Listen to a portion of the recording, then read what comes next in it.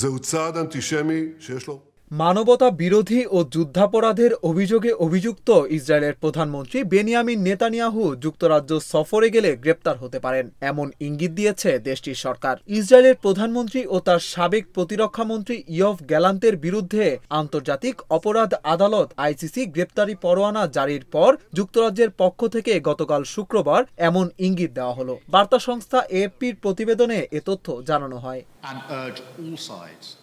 নেতানিয়াহুকে গ্রেপ্তারের বিষয়ে যুক্তরাজ্যের প্রধানমন্ত্রী কেয়ার স্টারমারের মুখপাত্র বলেন, আমি নির্দিষ্ট কোনো মামলা নিয়ে কথা বলবো না। যুক্তরাজ্যের অভ্যন্তরীণ ও আন্তর্জাতিক আইন মেনে চলার যে বাধ্যবাধকতা রয়েছে এটি সবসময় তা মেনে চলবে। আইসিসির মোট সদস্য রাষ্ট্র হল 124টি দেশ, যার মধ্যে রয়েছে যুক্তরাজ্য। এর আগে আইসিসি যাদের বিরুদ্ধে গ্রেপ্তারি পরোয়ানা জারি করেছেন তারা কখনোই যুক্তরাজ্য সফর করেননি।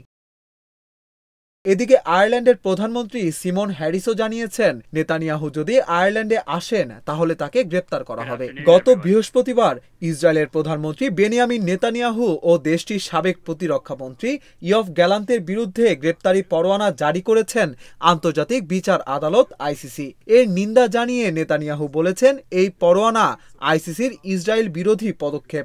এ ঘটনায় যুক্তরাষ্ট্র উদ্বেগ প্রকাশ করেছে।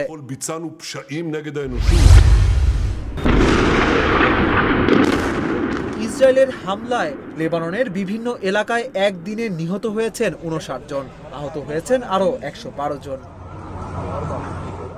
শুক্রবার লেবাননের স্বাস্থ্য মন্ত্রণালয়ের বরাত দিয়ে তুরস্কের বার্তা সংস্থা আনাদলু এজেন্সির এক প্রতিবেদনে এ তথ্য জানানো হয়।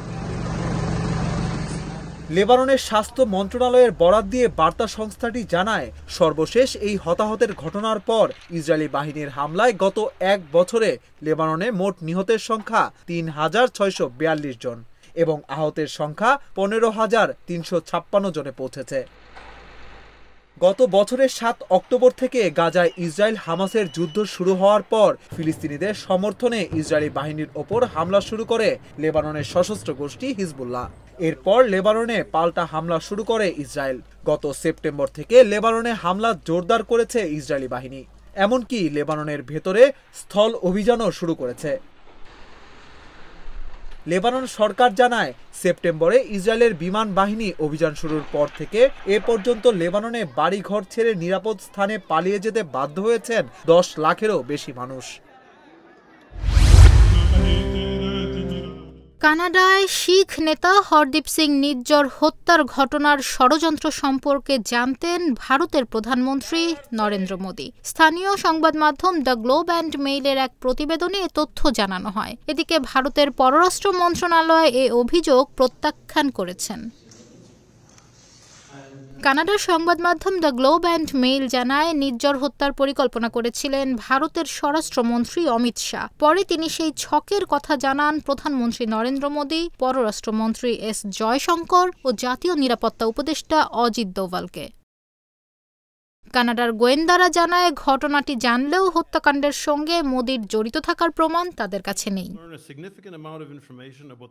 ভারত এই অভিযোগ হাস্যকর বলে উড়িয়ে দিয়েছে। ভারতের পররাষ্ট্র মন্ত্রণালয়ের মুখপাত্র রণধীর জয়সওয়াল বলেছেন, এমন ধরনের ভিত্তিহীন মন্তব্য অবহেলার সঙ্গে খারিজ করা উচিত।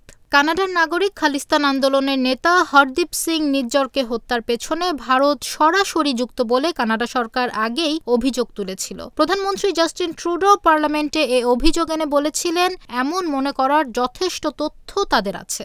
ভারতের উচিত তদন্তে নিযুক্ত গোয়েন্দাদের সঙ্গে সহযোগিতা করা। তবে ভারত শুরু থেকেই ওই অভিযোগ ভিত্তিহীন বলে দাবি করে আসছে। কানাডা সরকারকে তারা এ বিষয়ে প্রমাণ দিতে বলেছে। ভারতের দাবি, কানাডা এখনও কোনো তথ্য প্রমাণ দেয়নি। কানাডায় বসবাসরত খালিস্তানপন্থী আন্দোলনের সঙ্গে জড়িত শিখ সম্প্রদায়ের মানুষের আচরণ নিয়ে ভারত অনেকদিন ধরেই চিন্তিত। তাদের ভারত বিরোধিতার মোকাবিলা শক্ত হাতে করার ঘোষণা দিয়ে আসছে মোদী সরকার, কিন্তু ট্রুডো সরকার তাতে কর্ণপাত করে না।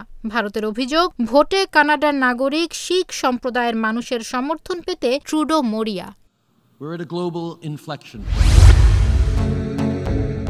আমেরিকায় প্রেসিডেন্ট নির্বাচনে ডোনাল্ড ট্রাম্পের জয়ের পর বিশ্বের শীর্ষ ধনী ইলন মাস্কের অর্থ সম্পদ আরও ফুলে ফেঁপে উঠেছে।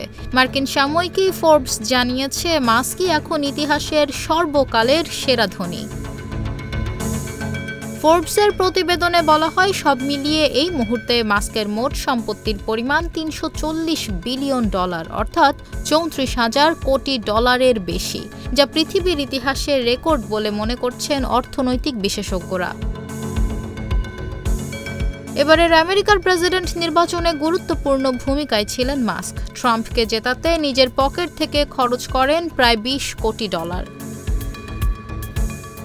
জানা গেছে গত 20 দিনে মাস্কের সম্পত্তিতে আরও $70 বিলিয়ন যুক্ত হয়েছে, যা মিয়ানমারের জিডিপির চেয়েও বেশি। পৃথিবীর ইতিহাসে কেউ এত ধনী হননি বলে দাবি অর্থনীতিবিদদের একাংশের। মাস্কের কোম্পানি টেসলা এবং XAI দুরন্ত গতিতে বেড়ে উঠছে। 22 নভেম্বর তার সম্পত্তির পরিমাণ $340 বিলিয়ন ছাড়িয়েছে। বিশ্লেষকরা বলছেন ট্রাম্পের জয়ই মাস্ককে এত সম্পদ এনে দিয়েছে। ফোর্বসের প্রতিবেদনে বলা হয় গত কয়েক সপ্তাহে XAI এর বাজার মূল্য বেড়ে 50 বিলিয়নে পৌঁছে গেছে। এই কোম্পানিতে মাস্কের 60% শেয়ার রয়েছে। মহাকাশ গবেষণা সংস্থা SpaceXও লাভজনক জায়গায় রয়েছে, তাতে মাস্কের শেয়ার 42%। এই কোম্পানির বাজার মূল্য $210 বিলিয়ন, আর টেসলায় 13% শেয়ার রয়েছে মাস্কের। পৃথিবীর ধনী ব্যক্তিদের তালিকায় এই মুহূর্তে একেবারে শীর্ষে রয়েছেন মাস্ক। দ্বিতীয় স্থানে রয়েছেন ল্যারি এলিসন, তৃতীয় জেফ বেজোস, চতুর্থ Mark Zuckerberg, Bernard Arnault and family পঞ্চম। বিশ্বের সেরা ধনী ব্যক্তিদের তালিকায় দ্বিতীয় স্থানে থাকা ল্যারির সঙ্গে মাস্কের সম্পত্তির ফারাক প্রায় $80 বিলিয়ন।